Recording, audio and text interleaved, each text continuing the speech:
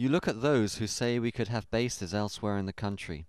There's the prospect of American forces looking on while civilians are being slaughtered. Ryan Crocker, U.S. Ambassador to Iraq. Welcome back. I am joined now by Ambassador Bashar Jafari, the Syrian ambassador to the United Nations, and by British MP Jeremy Corbyn. Gentlemen, welcome to Inside Iraq. Ambassador Jafari, American withdrawal from Iraq, some people say, is almost inevitable, whether it's either in its entirety or a big chunk of that force has to go. But can you imagine the Americans willing to leave Iraq to Al-Qaeda, to the militias, and to Iran? Well, thank you very much, Jassim, at the beginning for having me with you. And I say hello to your guest in London. Actually, answering your question would require from me the following comment. First of all, the solution to the Iraqi crisis is a political solution. It's not a military one. The invasion of Iraq by the American and the British troops created this chaos and mess in Iraq. Before the occupation and the invasion, Iraq used to be more or less a stable country in the area in spite of what happened in the previous years. But politically speaking, there were no Al-Qaeda in Iraq before the invasion, there were no fanatic groups before the invasion, and there were no dissension, sectarian dissension among the Iraqis themselves before the invasion. So I would think that it would be rather more fair to say that it's not up to Petraeus to decide for the future of Iraq. It would be up to the Iraqis themselves to decide for their own future. The North-South Development Monitoring Report, which is issued in New York, has published just 2 days ago an astonishing report saying that Iraq, the country that has the two great rivers, namely the Tigris and the Euphrates, is running dry, and that the Iraqi people get only 2 hours of electricity per day, and that 70% of the Iraqi people have no access to safe drinking water, and that 19% of the Iraqis have access to sewage. So it is shame that Iraq is thirsty right now, while it has the 2 biggest rivers in the Mesopotamia. The Americans would argue, Mr. Corbyn, that the purpose of this military surge is to create the political conditions for the Iraqis themselves to come together and solve their problem. Do you see the wisdom of creating those conditions? The wisdom of creating conditions where there can be a political settlement would obviously be a very good idea, but the surge by the United States seems to me to be a last gasp throw of the dice. There are 2 million Iraqis in exile, internally or exiled. There are over 500,000 dead. There are now nearly 4,000 US troops dead, plus British and other troops dead. And they think this surge is going to bring about a political settlement. What it's done is created the greatest animosity towards the occupying forces. And the United States knows that when the General Petraeus' report comes in September, it's going to paint a very grim picture indeed. Bush has lost support in Congress. The troops are only there because of the power of the presidential veto.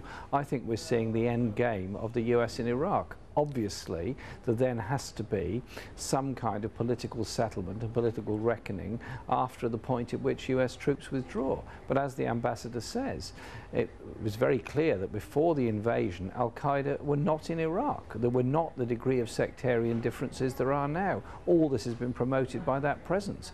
I suspect the people of Iraq will continue to suffer for some time, but the withdrawal of the occupying forces will at least give an opportunity for all those forces to come together and shape the kind of Iraq that the people of Iraq want, rather than the kind of Iraq that George Bush has in mind for them. If anything, Ambassador Jafari, this surge or this current condition is slightly and perhaps surely is bringing the administration to adopt the Baker-Hamilton recommendations, and that is to open up to the regional countries and perhaps pull a little bit of the American troops and create the conditions for national reconciliation. Well, actually, many countries, including my own, Syria, felt optimistic when the Baker-Hamilton report was, appeared. We were optimistic for a while, but then, the disappointment came soon, because we felt that the American administration, rather than setting up a schedule for pulling out of Iraq, pulling the troops out of Iraq, it started a new surge of the troops. The administration has increased the number of troops in Iraq, thinking that by increasing the number of the troops, they would put an end to the instability in Iraq. I think the current American administration did not get the lesson from what happened in the last 5 years since the occupation of Iraq started in the year 2003. The main lesson of that the American administration should get from this dramatic experience in Iraq is that as long as there is a foreign occupation of a country, you should expect a very strong resistance, number one, and you should expect some kind of chaos and mess in this occupied country, because there is no centralized government, strong centralized government in Iraq. The reports of today has shown us that only in the couple hours this morning, 36 rockets landed in the green zone. Let me get a quick response from you, Dr. Bashar. The interim report yesterday that was unveiled in the White House mentioned that 80% of the suicide bombers, they are Arabs. 50 to 60% of those, they pass through a network of Syria. Could you comment on that, please? Well, I think this is a kind of a way out for the current impasse facing and challenging the American troops in Iraq. It wouldn't be possible for Syria to orient or to guide all this national Iraqi resistance, which is diverse and multiplied, as you know. Even the Americans themselves, they don't know who they are fighting. One day they say Al-Qaeda, the other day they say Takfiri, the other day they say the Ba'athist. They don't know who they are fighting. They are fighting the whole Iraqi people, actually, because they are occupying another land. They are trying to dictate their will on another people. Mr. Corbyn, through this kind of mechanism, they should expect a resistance. Mr. Corbyn, the junior partner of this American enterprise in Iraq, the UK, primarily Mr. Blair, is gone.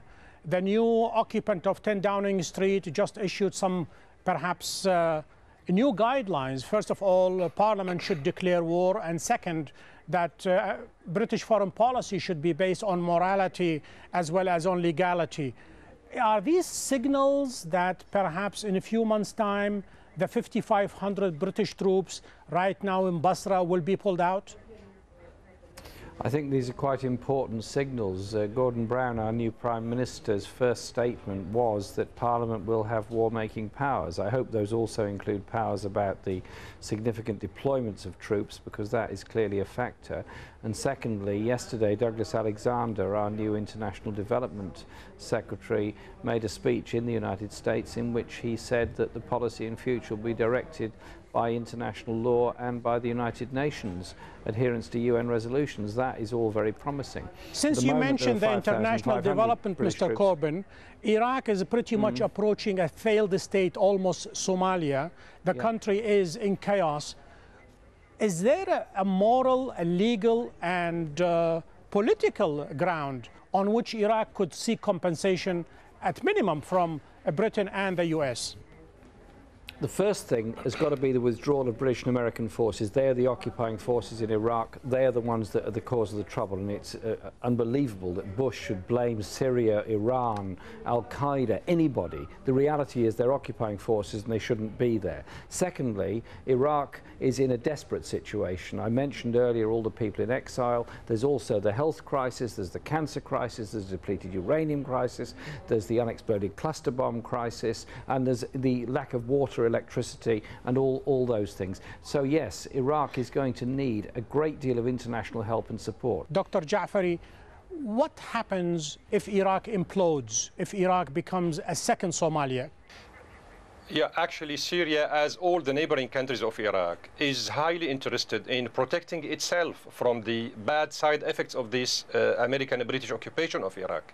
We have a great interest in playing a positive role in Iraq because we believe in this, in what we call the contagious proximity. So we would be affected by any instability either in Iraq or in Lebanon or elsewhere. This is why we are highly interested in seeing the whole region in full stability, in full peace, in full development. We don't need foreign troops in our area. We need peace. Ambassador Bashar Jafari, Mr. Jeremy Corbyn, gentlemen, thank you for being guest on Inside Iraq. To access the show and to send us your comments, please go to aljazeera.net/English. We have reached the end of this show. Join me next week when we take another look inside Iraq. Goodbye.